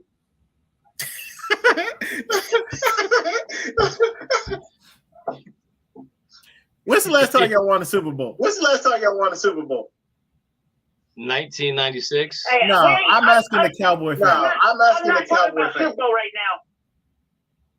I'm talking about this thing tonight. Who did y'all beat in that Super Bowl? What? Again, Mo, I'm not talking about Super Bowl. Y'all beat the Pittsburgh Steelers. I am so mad that the last time y'all won the Super Bowl was against us. That's how mad I still am. I ain't never hiding from you. I ain't never hiding. And you shouldn't have won that one either. Okay, if the Cowboys win this game tonight, don't be hiding because I'm coming for you. So anyways, you can find me in Duval. I agree with Mo on the playoffs situation. I don't think they should be able to have home field advantage, because I think that sometimes when you're in that situation, you know that you can win a game and you don't play the best you can play. So now what I'm also hearing though, guys, is that the NFL, the schedule next year is that the last 4 games of the season won't be scheduled. They won't schedule divisional games. So this makes it a little bit different because you're gonna play your divisional games earlier in the season, and then the last 4 games you're gonna play against somebody else. So what that does is that helps with tiebreakers and stuff like that. Yeah. And so you're not playing a division game, which kind of matters more, but the plot thickens because you still got to look at tiebreakers and things of that nature. You look at Tampa Bay's division. They're 8-9, right? They won a division with 8 wins, right? And you go back and you look at the strength of schedule, and you would not believe, you would say to yourself, nah, they probably would win more games than that. You know what I'm saying? And I had it here somewhere. I don't know what I must have put it up, but I wanted to talk about that as well. But again, I think that's an issue that the NFL needs to look at sometimes. When teams are below 500 and they get in, you win you can say you won your division, but I don't think you should get a home touchdown. Cowboys. The Cowboys have scored a touchdown. Was that a pass? Yeah. The pass From Dak Prescott to Schultz, 22 yards, touchdown. So it was up 6-0 to Cowboys. But again, I just think that you won your division, you can say that, but you shouldn't get it. I don't think you should be able to get a home game because other teams have a better record than you. And I know this had been talked about before, and it hasn't come to fruition yet, but I think it's going to start coming real soon about changing some things in the NFL, how it's being ran, how it's being done, and things of that nature. All right. So we got about 15 more minutes left, guys. We did talk about the referees, what I did want to talk about. And I wanted to talk about the strength of schedule again real quick, guys, because we have Dana here. His Miami Dolphins are ranked number 2 with the toughest schedule. We got the Dallas Cowboys ranked number 3 with the toughest schedule. We got the Rams, who are 9th. We have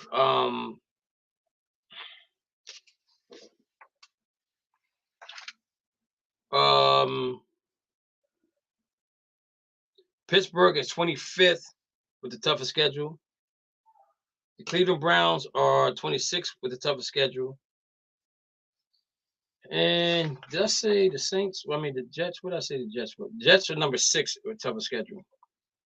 So the Eagles, Giants, Cowboys, and Washington are all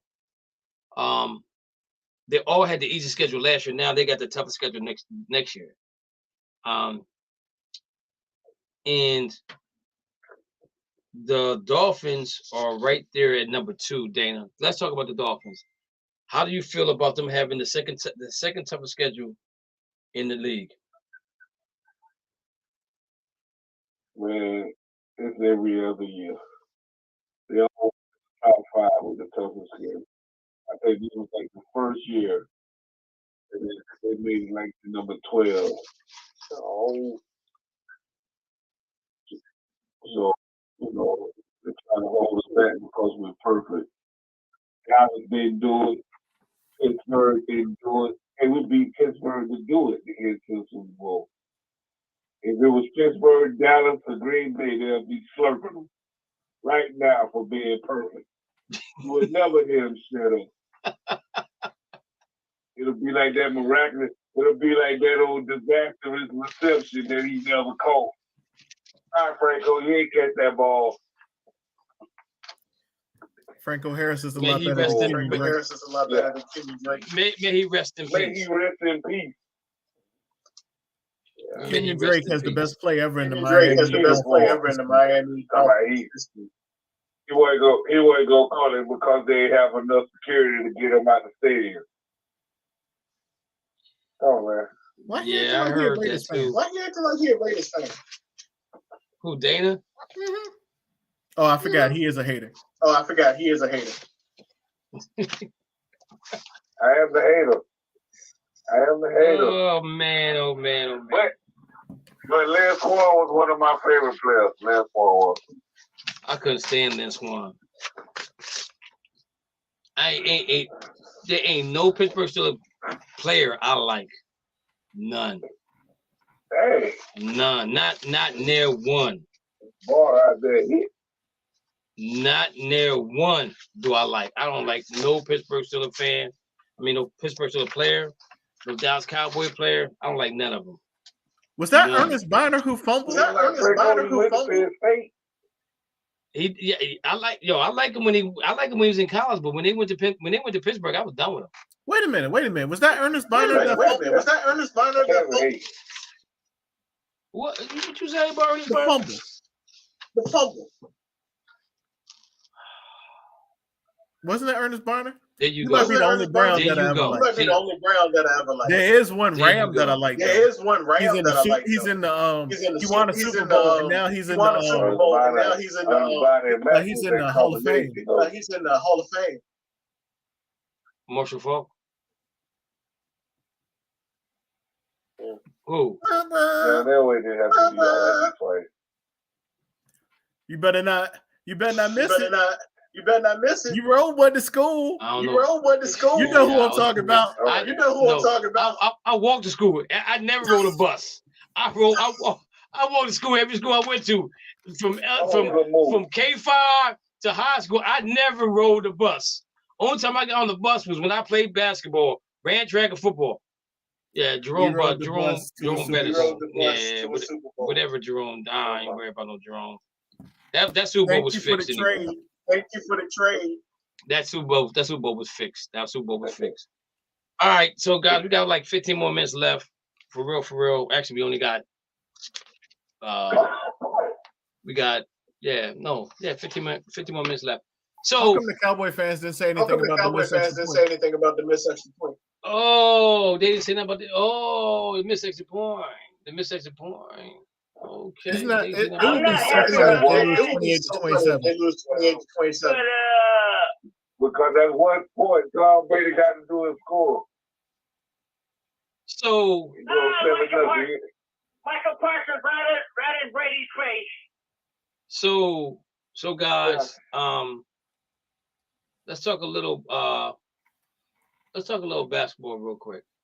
Can I ask something real quick, KD? Go ahead. Does anybody still watch hockey? I don't know. I tried to get somebody to do hockey on the show, but I just can't get nobody. I don't know. I really don't know. I watched the black dude took the stick to the head. Let me see here. Let me grab something right here. So before we talk about basketball real quick. Okay, here go the list right I'm looking for. Here's the list I'm looking for the strength of schedule. So last year, with this season right here, the strength of schedule was like this. The Rams, the Cardinals, the Bengals, the Bucks, the 49ers. Out of those five, and Kansas City was number 5. Cincinnati, Bucks, and 49ers made the playoffs. Kansas City made the playoffs. Chargers number 10, they made the playoffs. And at the bottom of the barrel, that was 28, 29, 30, 31, 31, was the Detroit Lions, the New York Giants, the Philadelphia Eagles, Dallas Cowboys, the Washington Commanders. They all took advantage of the weak schedule, and they all could have been in the playoffs. Washington could have been in the playoffs as well. So they said at the beginning of the year, Jalen Hurts on a 1-year audition to become the Eagles' long-term starting quarterback. Do anybody think that he is not going to be that dude going forward? I'm just saying. When I read that article, I got so heated about that because he took a team to the playoffs last year that didn't have half of what they have right now. Yeah. And now that you gave him some weapons around him, look how good they actually are. They really, really, really, this guy's about to get paid. He's about to get paid. I mean, much dollars.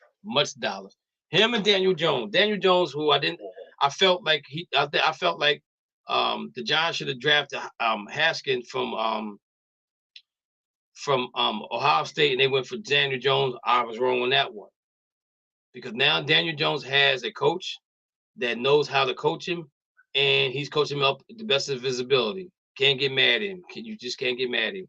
He's getting ready to get paid. There's a whole bunch of players out there about to get paid. So I want to wish them luck on getting their paychecks. But let's talk about some basketball. Dana, Yeah.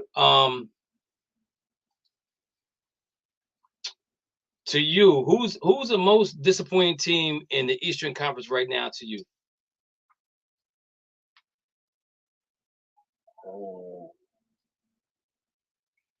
It's been a while. I'm gonna say because they're balling. I was gonna say the Nets, but they're balling now. So I'm gonna have to go Chicago probably. Okay, I'm a second that. I'm second that motion. Mo. I guess I'd have to say the Bulls, I guess especially I'd the way have to they say the keep beating Bulls, the especially Celtics. the way they keep They beating play the the Celtics Celtics. harder. They play the Celtics harder. But at the same time, I think the But Heat at the are same much time, better I think than the Heat are 24 and much 21. better than 24 and They 21. just look like they're going through the motions. They just look like they're going through the motions as well. I totally agree with you. So looking at Chicago Bulls, I think the reason with Chicago is that, and I agree with you guys too, Chicago being the most disappointing team, and I would say Miami would probably be second. Okay, Yeah. I think Miami might be just going through the motions till the playoffs gets around, and I don't think they're a team that can turn it on and turn it off. I don't think they're that good. Okay, but Chicago, Yeah. Alonzo Ball has been out. Ball said Monday that he is still experiencing some discomfort in his surgical repair left knee, and acknowledged the possibility that he might not be able to play during the 22-23 season. That's not good for that's not good. And I think that he's the key to them guys winning games. But now they're talking about Zach LaVine being traded. They're talking about DeRozan maybe wanting out of there. They're talking about blowing up the whole team, and then they just signed the coach to a new contract. DeRozan quadruplex, quadruple took part of the Bulls' short practice on Monday and said he expects to play in Thursday's game against the Pistons in Paris. They going all the way to Paris to play basketball? Really? During the season? Javon Green underwent arthroscopic surgery on his right knee Wednesday and will be reevaluated approximately 2 weeks. So those three players right there that they're out, that they don't have right now, that do play. But if you look at their schedule and you look at the wins, they're like they just won. They lost 4 in a row, if I'm not mistaken. Where we at here? Where's this full schedule at? Excuse me. Oh, God. I'm looking at the full schedule, right? They lost to Boston, they lost to Washington, and they lost to OKC. They beat Golden State 132-118. See, this is what I'm saying. I don't understand how this team does what it does. It's beyond me, man. Dana, who you got the most disappointing team in the West? My Lakers.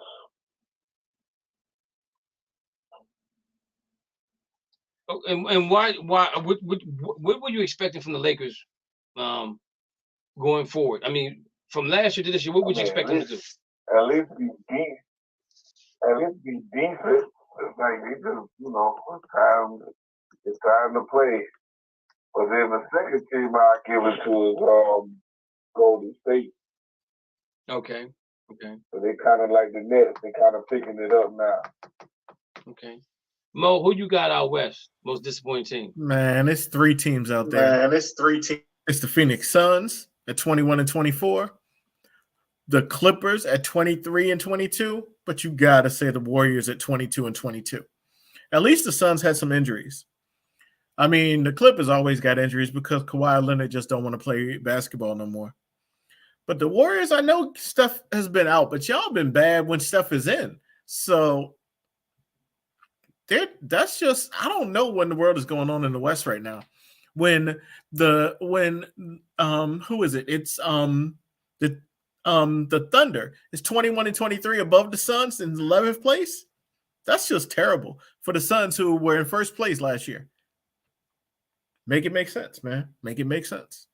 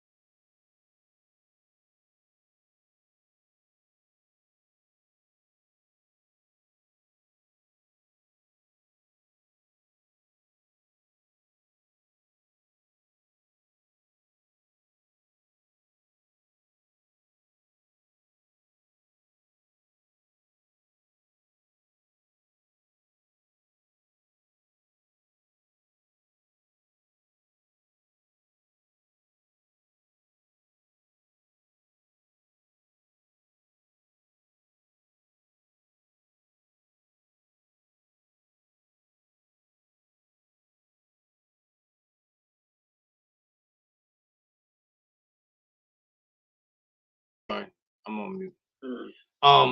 I would say the Dallas Mavericks. I'm looking to move him because Dallas needs.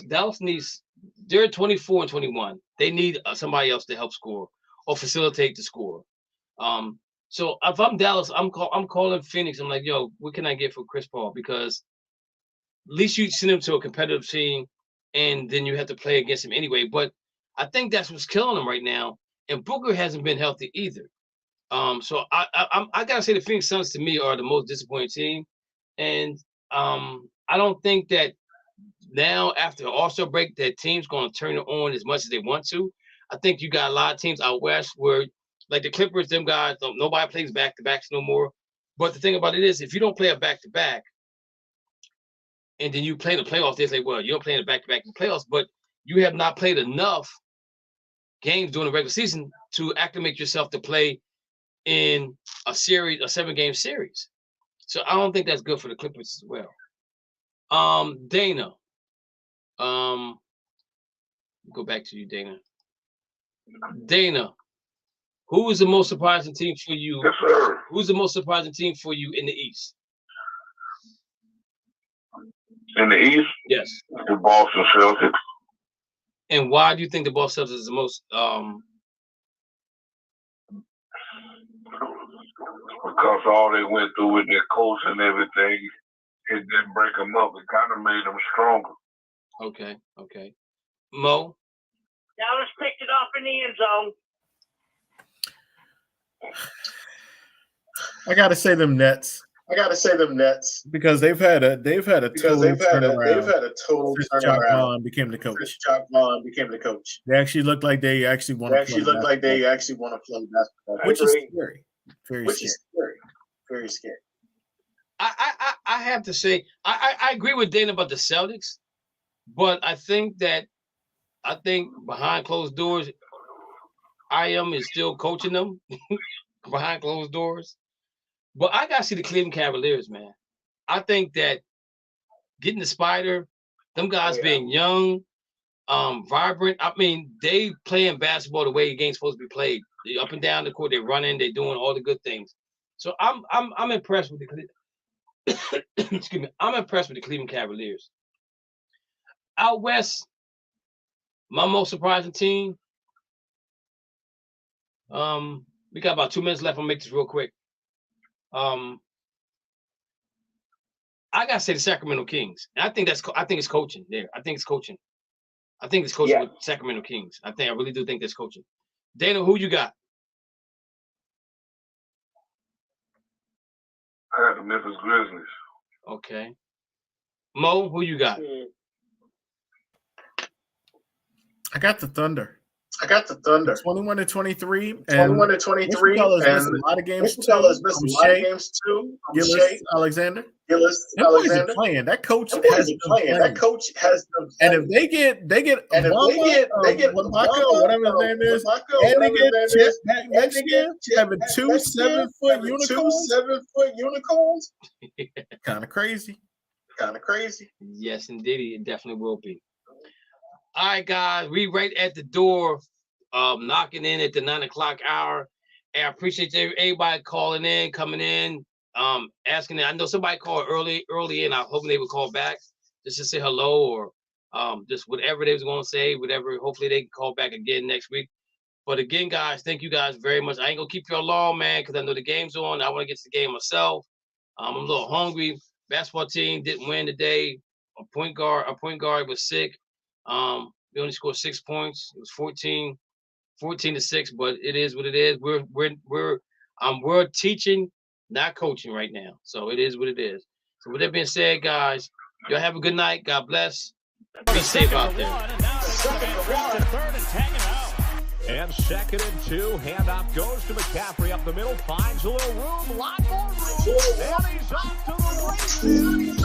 Welcome to the In the Zone Sports Talk Radio Network. Your radio network, the Sports Talk Show, with your host, from Harrisburg, Pennsylvania. With the large heart, Dana the Hater Clark. From St. Petersburg, Florida. We have also in Austin, Texas, and finally, Murray and Baskerville. You gotta be more careful. These are your heroes, bringing you the ultimate in sports news for the ultimate sports fan. Be sure to download the Try 99 smart device and subscribe to the Sports Talk Television. The cost is $4.95. Thank you in advance for your support. Now sit back and prepare to of the Just Us. Thank you for listening to the Just Us Sports Talk Show.